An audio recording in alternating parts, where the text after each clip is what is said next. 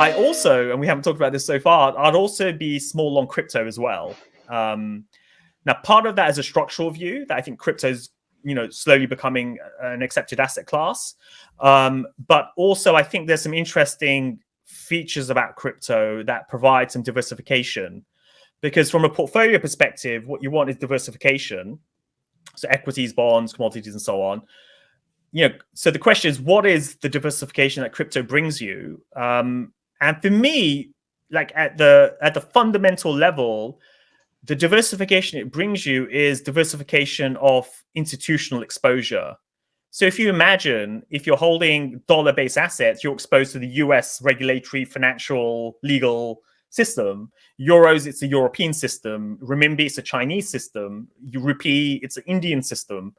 And crypto is independent of any country by its very nature. It's decentralized, permissionless, internet-based. And so you're exposing yourself to kind of a neutral institution. Can I press pause on that? A different ecosystem. Sure. Yeah. Because I kind of feel like, I don't know, I just where are all the people that are going to be spending these crypto wealth going to live? Because, are they going to live on a convoy in the middle of the Pacific? Because otherwise they are eventually going to be subject to the regulatory environment in which they're resident, right? For all of the other things that matter in their life, right? The things that they're going to consume, the assets that they're going to own, et cetera, right? So I'm not sure that decentralizing the transactions necessarily allows people to disengage from the regulatory environment in which they're situated. Yeah, no, that's a fair point. There still is. The key point of regulation is really the on-ramp process of where you go from dollars into the crypto world. Once you're in the crypto world, that area is much more harder to regulate because, because if you transact from one wallet to another on a decentralized exchange, no one can stop you doing that. That's just going to happen. And that can't be kind of captured. You also have self-sovereignty. If you hold assets in a dollar-based or renminbi-based, you are subject to the sovereignty of that jurisdiction. And just as in a whole bunch of truckers in Canada learned, for simply protesting, you can have all of your assets seized. Without question. Yeah. So that's kind of one side of it, that once you're inside the crypto world, no regulation can stop you from transacting with somebody else, and they can't take that money away from you. Once you're inside it, it's basically who are the gatekeepers who allow you in. So that's one thing.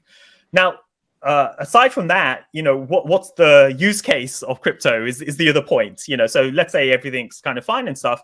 One basic use case is that, say something like Bitcoin. If that is a scarce asset where you can guarantee ownership of that scarce asset and there's limited supply, then it's no different from gold. It's just that it's on the internet rather than gold. So whatever the investment cases for gold, you can make the same case for Bitcoin. It's just in the digital realm. It's a scarce supply. It can't be increased. So for Bitcoin specifically, you have that use case. Outside of that, the other use case then is when you start to go into the other types of cryptocurrencies like Ethereum, which are programmable. So within there, you can basically start to create all sorts of additional crypto-based features which have use cases. So one is the whole decentralized finance, where you can basically start lending and borrowing and things like that. So you've created a little mini financial industry on Ethereum, just like there's a financial industry in the real world. You've created one on the decentralized world.